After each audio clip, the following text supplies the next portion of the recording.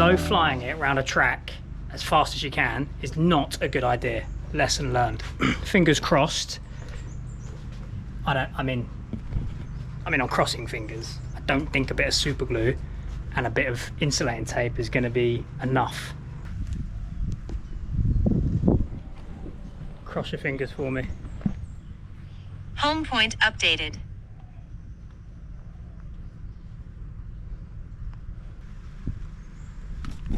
Looks like it's a no. So the drone is dead. Gonna have to bury that one. Maybe scatter the ashes at sea or something.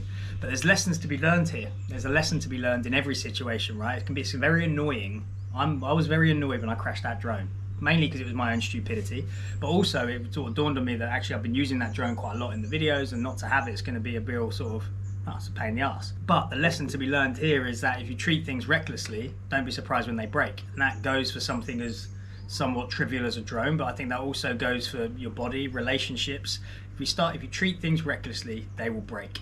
And treat things with care. And that's a lesson that I've had to learn. Rather expensive lesson to learn, but it's something that I do believe that we can take lessons from every situation, regardless of how good or bad they are, if you're willing to look for the lessons that are there. And that's something that I sort of processed a little bit earlier and was just like, you know what, I treated it recklessly, I take responsibility for that, and I paid the price, and hold my hands up, and hopefully I'll be a more responsible drone driver in the future. But anyway, getting back to yesterday's workout, one of the things that I have with my watch, and I've only got the Garmin 245 or whatever, it's one of the cheaper versions. When you set the workout up on the watch, so it beeps when you've finished the 200 meters, and then it tells you when to go again. It's that once I've finished the rep and the rest interface starts, I can't see what the actual rep time was. So it's very hard for me in the session, in these 200 meter sessions, to know if I'm on pace, too quick, too slow, etc. So actually I can only really look back retrospectively, and as I sort of pulled up the data for yesterday's workout, obviously I was aiming to go in sort of 3:15 sort of pace, but obviously not being able to sort of see that real time, I was having to go a lot on feel. I was aiming for 39 seconds, was kind of that sort of 3:15 pace. Rep 1 was 38, rep 2 was 39, then I hit a 36, a 37, a 38. Rep 6 was 34 seconds, that was a 254 split. And then 36, 36, 36, 35. And all the way through from that 6 to 10, I felt more relaxed than I did in the first 5. I felt like I had my breathing in sync, which actually is really good. So the goal with these sort of 200 reps is to try and lay down obviously a bit more speed. And as I sort of go from short to long on these intervals, so starting out we'll build up the volume of 200s before going into 400s, before going into kilometers and stuff like that. So I've got a bit of time till...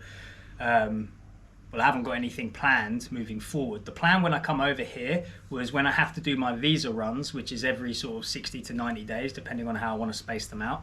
I'd go somewhere and maybe look at doing an event, whether that's an ultra or a half marathon or something like that. Because I just think it's a cool way to see the world, whether that's in Cambodia, Vietnam or whatever, is to go to a new place that I've got to go for a visa run anyway.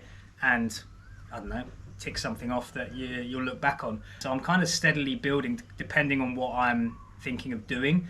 The original plan was an ultra run. There's one in Vietnam in the early April, which I thought would be cool. However, since the marathon, anything long sort of duration, so the 10k, that's not long, but I went out for that 10k run the other day, and the next day my left knee was sort of, or IT band just really tightened up, and I think a lot of that's down to do with the heat here. I'm struggling to stay hydrated or feel hydrated, even though I'm drinking somewhere around 6 liters of water a day. But the heat is a factor, and I just feel that that's impacting my longer runs. And actually the intervals, so 10 by 200s, felt brilliant, and my leg feels absolutely fine after. So I don't know, maybe I'll go and try and find a half marathon, or I'll do something. One of the things I'm really missing at the minute is actually having that sort of end goal. When I've been training 11 weeks for up until the marathon, where every session is detailed and you've got a plan moving forward. But before that, I was training to run the width of Ireland, so there was a focus there. And then going back a bit further into 2023, I was training for an ultra marathon at the beginning of that. So for the whole year, I've had this kind of right, this is what I'm training for, this is the rest block, this is what I'm training for, this is a rest block. And I'm definitely in that kind of rest block, but I know that I've got to do the visa run in early April. So if I am going to do something, I can't allow myself to sort of slip too far down sort of preparation pole, and get myself, so I don't need to get ready. I believe in always sort of being ready, to a certain degree, always being sort of 4 to 6 weeks away from the best shape of your life. It's kind of how I sort of like to float, even when it comes to even body composition.